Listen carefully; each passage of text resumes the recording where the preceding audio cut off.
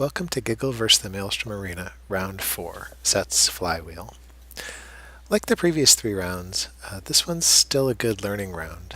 The damage that comes in isn't that bad yet. Plenty of it is avoidable, especially if you know what to look for. And the mechanics that you're going to see in normal mode here are very similar to the ones that exist in the veteran version.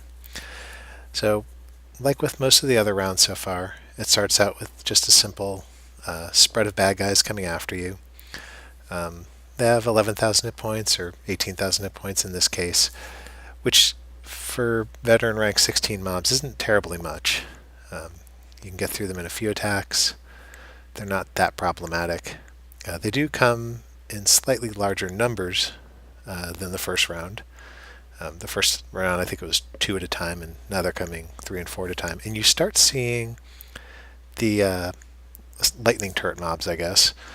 When they have a shield up like the one in front of me now does, you really can't damage them. The shield's, I think, 5 million hit points or something, and they'll just continuously throw bolts of lightning at you. Sorcerers will throw fire, and as you can see, I kind of stood in both of those, and it didn't take me out. So the damage they're putting out isn't that bad yet. The harder damage comes later on. So basically what you want to do is treat this like you would any other fight. You got to take out the things that are coming at you. When the shields go down on those guys, you can try to damage them. And at that point, they're very fragile. So if you take them out, that can make life easier because they'll stop throwing lightning bolts at you. Next up, we have a Dwarven Sphere. It has about 36,000 hit points, so it's getting a little bit burlier, but still reasonably easy to take out. It's got that special attack where it does a wave of lightning at you, but it's slow enough moving that you can dodge it. So that's almost the theme in this round is lots of area damage, but you can dodge most of it, or mitigate it if you're paying attention. When the little lightning turret guys' shields go down, you can take them out really easily. But if you try to do it like I'm doing it now, where the shield's up, you're not accomplishing anything. So that's one mechanic to be aware of. Staying in motion, as in all the other rounds so far, helps a lot. Generally, the mobs do more damage in melee, and if they can lay down their ground-based area effects on you, it'll be even less pleasant, especially if they start overlapping several of them at a time. But as long as you kind of juke around a bit, stay out of their way, and only get clipped by the occasional attacks. And I get hit by the lightning there, and I'm back up to 100% already. So it's easy enough to withstand the punishment here. There is a special mechanic for the final boss that I'll talk about when we get there. But most of these other guys are just standard mobs. You stay out of their way, don't let them hit you with area effects, and you can just knock them down. For Giggle, she's got a couple of different tactics she's using here. One is, again, the light weaving with Merciless Resolve that's supposed to grant her Assassin Will attacks. Those are the heavy, like 20,000 hit point attacks that she can do. Did one there that wimped out at 8.8k. I'm still working on light weaving, so that doesn't happen that often. Light weaving being interspersing light attacks with the funnel healths that I'm doing.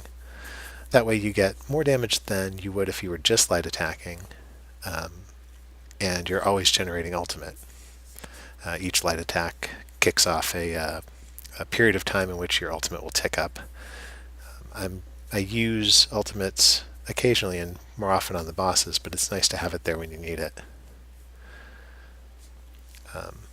Another power that I'm using occasionally is Impale, which for Nightblades is their execute, and also if you hit something with it and the creature dies within 2 seconds, you get a self-heal.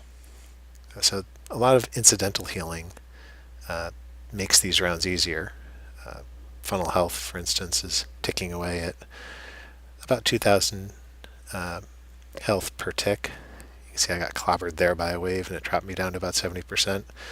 Not casting any particular heals on myself, and I'm already back up to 100.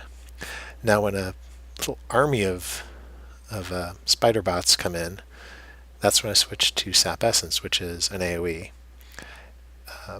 In this round, it's nice to have AoEs handy, because you will get clumps of mobs coming on you at sometimes. But you still need good single target. You can see this guy has 137,000 hit points, so he's essentially the boss of this round. Reasonably burly. 137,000 is not that bad to get through, but you are going to be fighting him for a little bit. You'll want to stay out of that red ring, and if he hits you like that, you'll want to break free from the stun as quickly as possible. Otherwise, damage will just start adding up, and when you're stunned, there's little you can do about it. Unlike in the Drome of Toxic Shock, the last level, I'm not having to dodge roll here so much because I'm not being snared, so I can just run at full speed. One thing you can do if you need to move quickly is move forward. You can back up to keep fighting mobs, just kite them around by running backwards, but if you run forward you get a little bit of extra speed. Now here's the main boss, and you're seeing his primary mechanic now. At certain times he'll have that green circle under him, and if you stand in the green circle, he can't hit you with his continuous lightning attacks. There's still other things that can hit you with attacks. When the green circle goes away, though, you've got to get out from underneath him because he starts just belching fire damage below, and that will roast you pretty quick. That does leave him in place, though, so that's a great time to do location-based AoEs on him, or things like Ice Comet, the ultimate from the Mages Guild line. Now, what's happening here, you're seeing lightning coming from a bunch of places, is he started moving again. You can see there's green underneath him, and I'm just getting smacked by the lightning. My hit points are staying pretty decent, though, mostly because of Healing Ward. It's a really strong heal, especially if you've got the champion points to build up Bastion, which builds up damage shields, and you're primarily Magicka focused, which is what Giggle is. You can see she's got, for this fight, about 32,600 Magicka, and 18,000 health. Her stamina is essentially rock bottom at 8,000. That's the minimum that a VR16 can have. So get back in the green as soon as possible, otherwise you'll just take lightning to the face. The other advantage to the build I'm currently running is it's got fairly decent sustain to it, meaning I'm recovering Magicka not as quick as I burn it. That's hard to do, but fast enough that I'm not running out that often. You can see on her hit point bar now, or just before, she had a large orange bar that was showing the strength of the Healing Ward, and it was essentially her entire hit point bar. When you get very low, Healing Ward can go up to 300% stronger than it starts, and that can make a huge difference. It's almost an execute level heal. There I did an ultimate into an Assassin's Will. He's down to 9%, so now it's execute time, 3%, and down he goes. And that's all there is for that round. So there's a lot of foes, but they drop pretty quickly. Their damage isn't too bad. As long as you can stay out of the worst of the environmental stuff, you should be fine. And then once you're done with that, it's time to move on to the next round, which is the Rink of Frozen Blood, and that's where things start to get more challenging.